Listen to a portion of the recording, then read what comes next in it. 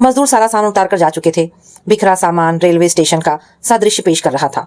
अब शुरू कहाँ से करूं, यही समझ नहीं पा रही थी मैं। बच्चे साथ होते तो काफी बोझ अब तक घट भी गया होता। पूरी उम्र जो काम आसान लगता रहा था, अब वही पहाड़ जैसा भारी भरकम और कठिन लगने लगा है। 52 के आसपास पहुंचा मेरा शरीर अब भला 30-32 वाली चुस्ती कहाँ से ले आता। अपनी हालत पर रोनी सुनत बन चुकी थी मेरी। कोई मजदूर ले आऊं जो सामान इधर उधर करवा दे। पति सुभाष का परामर्श कांटे सा चुभ गया। अब रसोई का काम मजदूरों से लगवाऊंगी मैं। अलमारियों में कपड़े और पलंग कोई मजदूर रखेगा, आप ही क्यों नहीं हाथ बटाते। मेरा हाथ बटाना भी तो तुम्हें नहीं सुहाता। फिर कहोगी पता नहीं कहाँ का सामान कहाँ रख दिया। तो जब आपका सामान रखना मुझे नहीं सुहाता तो मजदूर कैसे। झगड़ पड़े थे हम। हर 2 साल के बाद ट्रांसफर हो जाता है। 4-5 हफ्ते तो कभी नहीं लगे थे एक नई जगह में सामान जमाने में, मगर इस घर में काफी समय लग गया। एक तो घर छोटा था, उस पर बार बार नई व्यवस्था करनी पड़ रही थी। यूं भी पूरी उम्र बीत गई है तरह तरह के घरों में खुद को ढालने में। इसका हमें कोई फर्क ही नहीं पड़ता। पिछले घर का सुख नए घर में नहीं होता, फिर भी नए घर में कुछ ऐसा जरूर मिल जाता है जो पिछले घर में नहीं होता। नया घर छोटा है और बाकी घर इतने आसपास हैं कि साथ के घर में हंसते बोलते लोग इतना एहसास जरूर दिला जाते कि आप अकेली नहीं हैं। घर के बाहर आते जाते सब्जी बेचने वाले से सब्जी खरीदते चेहरे जाने पहचाने लगने लगे हैं। सामने सुंदर बगीचा है। बेटी प्रिया की शादी हो चुकी है और बेटा विवेक बाहर पढ़ता है। पति सुभाष की नौकरी ऐसी है कि रात के 9 बजे से पहले वे कभी घर नहीं आते। पुरानी जगह पर थे तब बड़ा घर मुसीबत लगता था। काम वाली ना आए तो साफ सफाई ही मुश्किल हो जाती थी। बड़े घर में रहने का शौक पूरा हो गया था। इतना बड़ा घर भी किस काम का जो भूतहा महल जैसा लगता हो। धीरे धीरे आस पड़ोस में 1-2 परिवारों से जान पहचान हो गई। बगल के परिवार के छोटे छोटे बच्चे अति स्नेह देने लगे। अब दादी नानी बनने की उम्र है ना मेरी, बहुत अच्छा लगता है जब छोटे छोटे बच्चे आगे पीछे घूमे। घर के बिल्कुल सामने एक बुजुर्ग दंपति नजर आते हैं। उनका घर अक्सर बंद ही रहता। सुबह जब काम वाली काम करने आती तभी वह गेट खुलता। सामने नजर आती है बड़ी सी महंगी गाड़ी और बड़ा सा सुंदर गमला जिसमें रंग बिरंगे फूल नजर आते हैं। इससे आगे कभी मेरी नजर ही ना जाती। घर की मालकिन का स्वभाव मुझे यहीं से समझ में आता है। शौकीन तबीयत और साफ सुथरा मिजाज जरूर ही इस महिला के चरित्र का अभिन्न अंग होगा। पता चले कि इनके बच्चे अच्छे हैं, ऊंचे पौधों पर हैं और माँ बाप का बहुत ख्याल रखते हैं। कभी कभार उनकी गाड़ी बाहर निकलती तो लगभग 75-77 साल की उम्र में भी इस महिला का बनना सवरना, उसकी जिंदा दिली दर्शा जाता। देखा ना, इसे कहते हैं जीना। मैं बाल काले करता हूँ तो तुम मना करती हो। आंखों पर केमिकल्स का असर होता है इसलिए मना करती हूँ। तुम अभी से अपने को बूढ़ी मानती हो। वो देखो, इनके पोते पोती भी सुना है कॉलेज में पढ़ते हैं। तुम तो अभी ना दादी बनी हो ना नानी और इतने हल्के रंग के कपड़े पहनती हो। बस मुझे किसी से मत मिलाओ। वो है और मैं। पति सुभाष हाथ हिलाकर नहाने चले गए। सुबह सुबह और बहस करने का न मेरे पास समय था और न ही इनके पास। मगर ये सच है कि इनका बाल काले करना मुझे पसंद नहीं। ठंडियों से पहले दिवाली पर बेटा घर आया तो दीवान गेट के पास सजाकर धूप की व्यवस्था कर गया। ठंडियां बढ़ने लगी और धीरे धीरे मेरा टाइम दीवान पर ही बीतने लगा। एक रात अचानक किसी के झगड़े से नींद खुली। कोई भद्दी भद्दी गालियां दे रहा था। घड़ी देखी तो रात के 1:30 बजे थे। कौन हो सकता है। नींद ऐसी उखड़ी कि फिर देर तक सो ही नहीं पाए हम। दूसरे दिन अपने नन्हे मुन्ने दोस्तों की मम्मी से बात की। हाथ हिलाकर हंस दी वह। अरे आंटी, वो सामने वाला जोड़ा है ना। हाँ, इस बार दौरा जरा देर से पड़ा है इसलिए आपको पता नहीं चला, वरना तो ये दोनों रोज ही महल्ले भर का मनोरंजन करते हैं।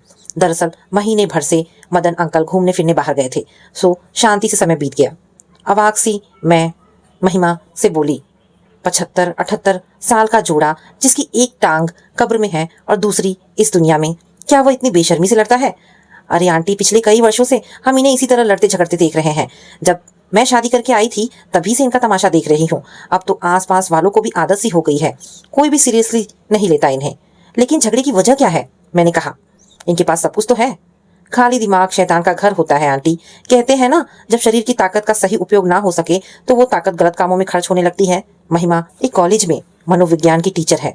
उम्र में मुझसे 20-25 साल छोटी होगी, लेकिन बात इतनी गहराई से समझाने लगी कि मानना ही पड़ा मुझे। 3 बेटे हैं इनके। एक तो शहर का फेमस डॉक्टर है, तो दूसरा लंदन में है और तीसरा मनोविज्ञान का प्रोफेसर है। 2 बेटे इसी शहर में है। प्रोफेसर बेटा तो मेरा ही वरिष्ठ सहयोगी है। अक्सर मेरी उनसे बातें होती रहती हैं। इन दोनों का हाल चाल मैं उन्हें बताती रहती हूँ। बच्चे माँ बाप के साथ क्यों नहीं रहते। उनके बड़े होते बच्चे हैं आंटी। दादा दादी का झगड़ा उनका दिमाग खराब कर देगा। अरे झगड़ा किस घर में नहीं होता। मेरे पति और मैं भी दिन में एक बार उलझ ही जाते हैं। आपकी उलझन का कारण कोई बाहर की औरतें तो नहीं होंगी ना। तुम्हारा मतलब इस उम्र में अंकल का कहीं बाहर चक्कर। जी हाँ, कोई पुराना रिश्ता उम्र भर साथ चलता रहे तो भी समझ में आता है कि पुरुष जबान का पक्का है। प्यार को भी दरबदर नहीं कर रहा, पत्नी को भी निभा रहा है और सारी तोहमतें सिर पर लेकर भी प्रेमिका का हाथ नहीं छोड़ा। सभ्य समाज में खुले आम इसे भी स्वीकारा नहीं जाता, फिर भी एक पुरुष का चरित्र जरा सा तो समझ में आता है ना। कहीं वह जुड़ा है, किसी के साथ तो बंधा है, मरेगा तो आंसू बहाने वाली एक नहीं दो होंगी। इन महाशय की तरह तो नहीं होगा कि मरेंगे और घर वाले शुक्र मनाएंगे। हजारों प्रेमिकाएं हैं इनकी, कौन कौन रोएगी। जो सबका होकर जीता है वो वास्तव में किसी का नहीं होता। शाम को पति सुभाष से इस बारे में बात की तो उन्होंने गर्दन हिला दी और बोले, मैंने भी कुछ ऐसी ही कहानियां सुनी हैं इनके बारे में। जहां इनके बेटे का नाम आता है वहीं इस नालायक बाप के बारे में बताने से भी लोग नहीं चूकते। मुझे आज ही पता चला कि फेमस डॉक्टर राजीव अग्रवाल इन्हीं का बेटा है। क्या वही जिसे आप अपनी बीमारी दिखाने गए थे? कुछ दिन पहले पति सुभाष की कमर में अकड़न सी थी जिसे वह हड्डी विशेषज्ञ को दिखाने गए थे। बेटा संसार भर की हड्डियां ठीक करता है और कितनी बड़ी विडंबना है कि अपने ही घर की रीढ़ की हड्डी का इलाज नहीं कर सकता। जब कभी भी शारदा आंटी भीनी सुगंध महकाती गाड़ी में बैठकर निकलती हैं तो मन होता है कि उनसे मिलूं और पूछूं कि कैसे जीती हैं वे, जिनका पति परिवार का मान सम्मान गंदी नाली में डाल अपना और परिवार का सर्वनाश कर बैठा है। एक दिन ऐसा संयोग हुआ कि उनसे मुलाकात हो गई। उनके घर की बिजली गुल हो गई थी। वे मेरे घर पूछने आई थी कि क्या मेरी भी बिजली नहीं है या सिर्फ उनकी ही गई है। आइए ना शारदा आंटी, कृपया अंदर आइए। ये कहते हुए उनका हाथ पकड़कर मैं उन्हें कमरे में ले आई थी। मेरी माँ की उम्र की थी, लेकिन रख रखाव और वेशभूषा वास्तव में इतनी अच्छी थी कि मैं उनके सामने फीकी लगूं। हम नए आए हैं मोहल्ले में, बहुत इच्छा थी कि आपसे मिलूं। पड़ोस में दोस्ती होनी चाहिए ना, रिश्तेदारों से पहले तो पड़ोसी ही काम आते हैं। हाँ हाँ बेटी, क्यों नहीं, तुम ही आ जाती, चाय साथ साथ पीते। मैं भी तुमसे मिलना चाहती थी। अक्सर छत से तुम्हें अचार का मर्तबान कभी धूप में तो कभी छाया में रखते देखती हूँ। जी, कुछ बेटी के घर भेजूंगी और कुछ आपको भी दूंगी। आंटी, कौन सा अचार पसंद है आपको? अचार का सिरा पकड़ जो बात शुरू हुई तो सीधी शारदा आंटी तक जा पहुंची। बातचीत का दौर चला तो सारी परतें खुलती चली गई। कुछ ही दिन में मेरी माँ की उम्र की महिला मेरी अच्छी दोस्त बन गई। वे अक्सर मेरे साथ ही धूप सेकती और मन की पीड़ा बांटती। शर्म आती थी पहले मुझे घर से बाहर निकलते हुए। सोचती थी लोग क्या कहेंगे। घर के अंदर तो पति पत्नी कुत्ते बिल्ली की तरह लड़ते हैं और जब पत्नी सच समझकर बाहर निकलती है तो किस नजर से सबसे नजरें मिलाती है। ये तो भला हो मेरे बेटों का जिन्होंने मुझे जिंदा रखा, वरना इस आदमी की वजह से तो मैं कब की मर गई होती। क्या मदन अंकल हमेशा से इसी चरित्र के हैं? हाँ, वे हमेशा से औरतबाज हैं। सच पूछो तो इस हद तक बेशरम भी हैं कि अपनी रास लीला चटकारे ले लेकर मुझे ही सुनाते रहते हैं। उस पर यह दलील है कि मैं उनका साथ नहीं दे पाती, इसीलिए जरूरत पूरी करने के लिए बाहर जाते हैं। 78 साल की उम्र में भी उनकी जरूरत क्या इतनी तीव्र है कि मान मर्यादा सब ताक पर रखकर वे बाहर जाते हैं?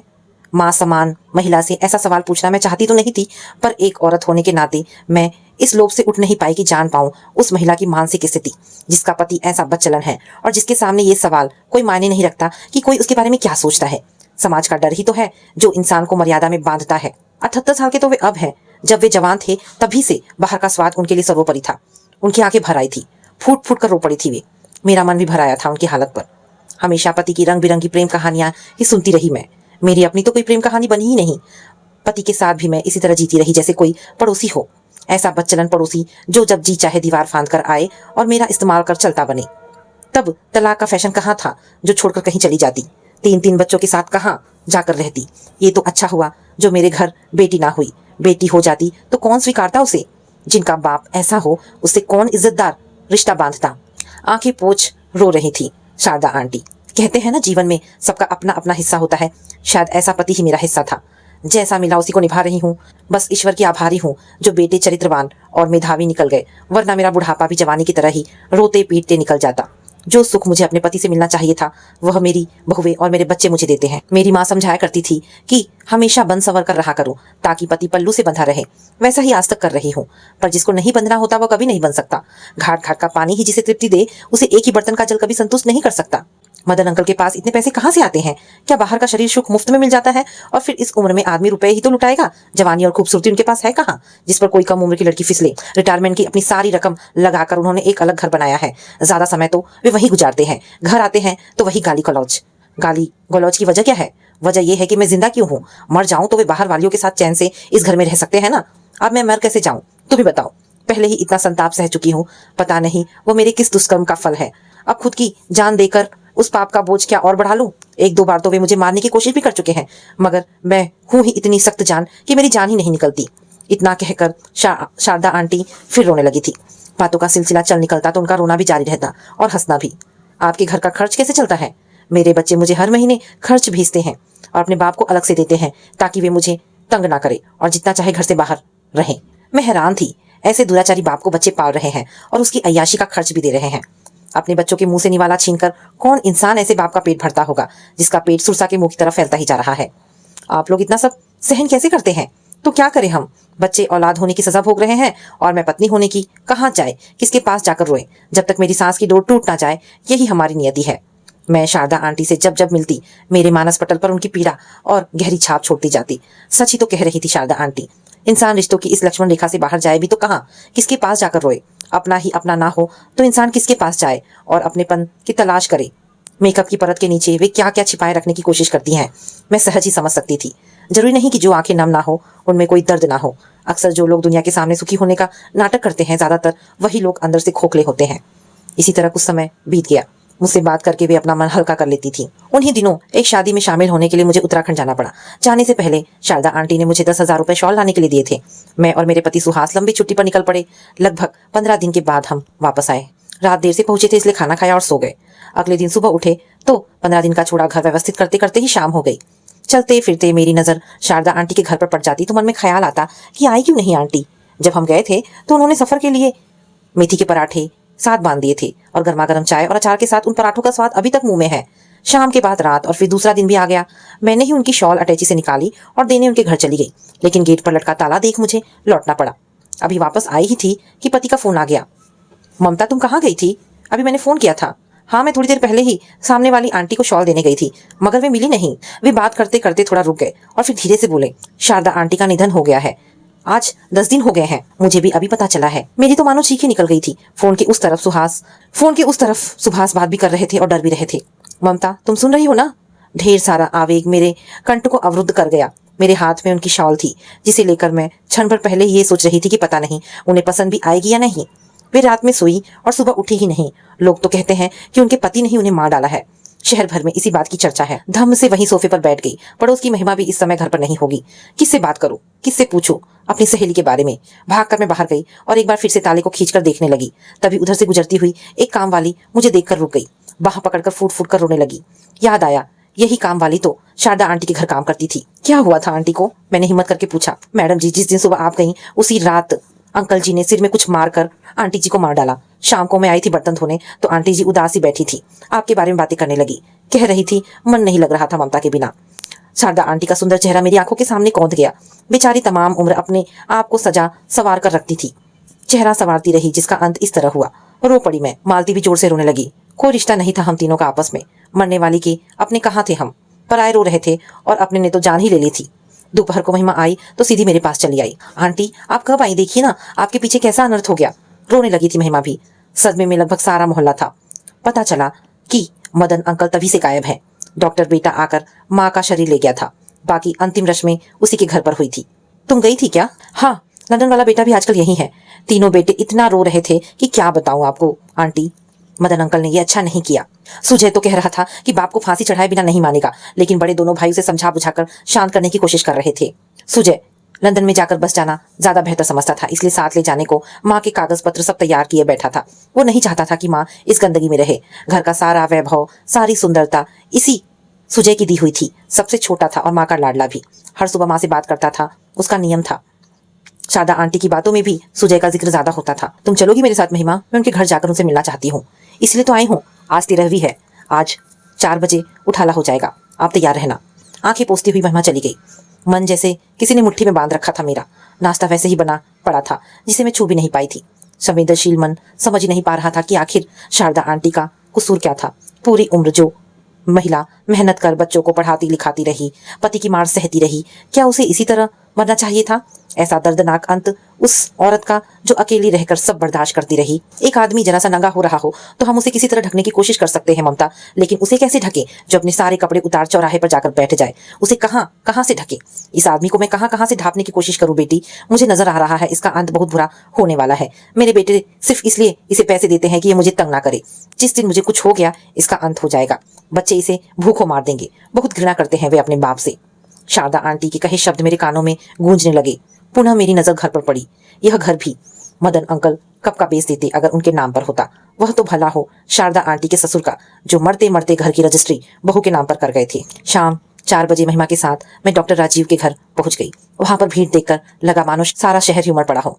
अच्छी साख है उनकी शहर में। इज्जत के साथ साथ दुआएं भी खूब बटोरी है। शारदा आंटी के उस बेटे ने 13वीं हो गई। धीरे धीरे सारी भीड़ घट गई। शारदा आंटी की शॉल मेरे हाथ में कसमसा रही थी। जरा सा एकांत मिला तो महिमा ने सुजय से मेरा परिचय कराया। सुजय धीरे से उठा और मेरे पास आकर बैठ गया। सहसा मेरा हाथ पकड़ा और अपने हाथ में लेकर चीख चीख कर रोने लगा। मैं अपनी माँ की रक्षा नहीं कर पाया। ममता जी, पिछले कुछ हफ्तों से माँ की बातों में सिर्फ आपका ही जिक्र रहता था। माँ कहती थी आप उन्हें बहुत सहारा देती रही हैं।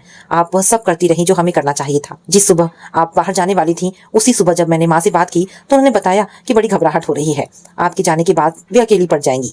ऐसा हो जाएगा, शायद माँ को आभास हो गया था हमारा बाप ऐसा कर देगा। किसी दिन हमें डर तो था, लेकिन कर चुका है विश्वास नहीं होता। दोनों बेटे मेरे पास आए थे, तीनों की पत्नियां और पोते पोतियां भी। रो रही थी मैं भी। डॉक्टर राजीव भी हाथ जोड़ रहे थे मेरे सामने। आपने एक बेटी की तरह हमारी माँ को सहारा दिया। जो हम नहीं कर पाए वो आप करती रही। हम आपका एहसान कभी नहीं भूल सकते। क्या जवाब था मेरे पास। स्नेह से मैंने सुजय का माथा सहला दिया। सभी तनिक संभले तो मैं वह शॉल सुजय को थमा दी। शारदा आंटी ने मुझे 10,000 रुपए दिए थे। कह रही थी कि उत्तराखंड से उनके लिए शॉल लेती आऊं। कृपया आप इसे रख लीजिए। दोबारा रोने लगा था सुजय। क्या कहे वह और क्या कहे परिवार का कोई अन्य सदस्य। आपकी माँ की सजा पूरी हो गई। माँ की कमी तो सदा रहेगी आप सबको, लेकिन इस बात का संतोष भी तो है कि वे इस नरक से छूट गई। उनकी तपस्या सफल हुई। वे आप सबको एक चरित्रवान इंसान बना पाई। यही उनकी जीत है। आप अपने पिता को भी माफ कर दे। भूल जाइए उन्हें। उनके किए कर्म ही उनकी सजा है। आज के बाद आप उन्हें उनके हाल पर छोड़ दीजिए। समय चक्र कभी क्षमा नहीं करता। समय चक्र ने हमारी माँ को किस कर्म की सजा दी। हमारी माँ उस आदमी की इतनी सेवा करती रही, उसे खिलाकर ही खाती रही, हमेशा उस इंसान का इंतजार करती रही जो उसका कभी हुआ ही नहीं। वे बीमार होती रही तो पड़ोसी उनका हालचाल पूछते रहे। भूखी रहती तो आप उसे खिलाती रही। हमारा बाप सिर पर चोट मारता रहा और दवा आप लगाती रही। आप क्या थी और हम क्या थे। हमारे ही सुख के लिए वे हमसे अलग रही सारी उम्र, और हम क्या करते रहे उनके लिए। एक जरा सा सहारा भी नहीं दे पाए। इंतजार ही करते रहे कि कब वो राक्षस उन्हें मार डाले और हम उठाकर जला दे। सुजय का रुदन सबको रुलाया जा रहा था। कुछ नहीं दिया काल चक्र ने हमारी माँ को। पति भी राक्षस दिया और बेटे भी मतलबी। बेनाम ही मर गई बेचारी। कोई इसके काम नहीं आया। किसी ने मेरी माँ को नहीं बचाया। ऐसा मत सोचो सुजय। तुम्हारी माँ तो हर पल यही कहती रही कि उनके बेटे ही उनके जीने का सहारा है। आप सब भी अपने बाप जैसे निकल जाते तो वे क्या कर लेती। आप चरित्रवान हैं, अच्छे हैं, यही उनके जीवन की जीत रही है। बेनाम नहीं मरी है आपकी माँ। आप सब है ना उनका नाम लेने वाले। शांत हो जाओ, अपना मन मैला मत करो। आपकी माँ आप सबकी तरफ से जरा सी भी दुखी नहीं थी। अपनी बहुओं की भी बहुत आभारी थी वे। अपने पोते पोतियों के नाम भी हमेशा उनके होठों पर होते थे। आप सबने ही उन्हें इतने सालों तक जिंदा रखा। वे ऐसा ही सोचती थी और ये सच भी है। ऐसा पति मिलना उनका तो भाग्य था, लेकिन आप जैसी संतान मिल जाना सौभाग्य भी है ना। लेखा जोखा करने बैठो तो सौदा बराबर रहा। ईश्वर ने जो उनके हिस्से में लिखा था वही उन्हें मिल गया। उन्हें जो मिला उसका वे सदा संतोष बनाती रही, सदा दुआएं देती थी आप सबको। तुम अपना मन छोटा मत करो, विश्वास करो मेरा। मेरे हाथों को पकड़ दोबारा चीख चीख कर रो पड़ा था सुजय और पूरा परिवार उसकी हालत पर। समय सबसे बड़ा मरहम है। एक बुरे सपने की तरह देर तक शारदा आंटी की कहानी रुलाती भी रही और डराती भी रही। कुछ दिनों बाद उनके बेटों ने उस घर को बेच दिया जिसमें वे रहती थी। मदन अंकल के बारे में भी महिमा से पता चलता है। बच्चों ने वास्तव में बाप को माफ कर दिया। क्या करते। उड़ती उड़ती खबरें मिलती रही कि मदन अंकल का दिमाग अब ठीक नहीं रहा। बाहर वालियों ने उनका घर भी बिकवा दिया है। बेघर हो गया है वह आदमी जिसने कभी अपने घर को घर नहीं समझा। पता नहीं कहाँ रहता है वह इंसान जिसका अब ना कोई घर है ना ठिकाना। अपने बच्चों का मुंह का निवाला जो इंसान वैश्याओं को खिलाता रहा, उसका अंत भला और कैसा होता। एक रात फिर गली में चीख पुकार हुई। मदन अंकल अपने घर के बाहर खड़े अपनी पत्नी को गालियां दे रहे थे। भद्दी भद्दी गालियां। दरवाजा तो नहीं खोल रही थी वे। शायद पागलपन में वे भूल चुके थे कि ना यह घर अब उनका है और ना ही उन्हें बर्दाश्त करने वाली पत्नी ही जिंदा है। चौकीदार ने उन्हें खदेड़ दिया। हर रोज चौकीदार उन्हें दूर तक छोड़कर आता, लेकिन रोज का यही क्रम मोहल्ले भर को परेशान करने लगा। बच्चों को खबर की गई तो उन्होंने साफ कह दिया, मदन को नहीं जानते हैं।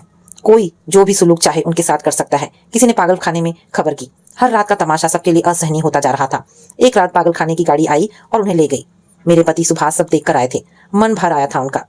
शारदा आंटी जी कैसे सजा सवा कर रखती थी इस आदमी को। आज गंदगी का बुरा लग रहा है। बदबू आ रही थी। आंखें भर आई थी मेरी। सच ही कहा है कहने वालों ने कि काफी हद तक अपने जीवन के सुख या दुख का निर्धारण मनुष्य अपने ही अच्छे बुरे कर्मों से करता है। शारदा आंटी तो ऐसे पति को पाकर अपना जीवन भोग चुकी, लेकिन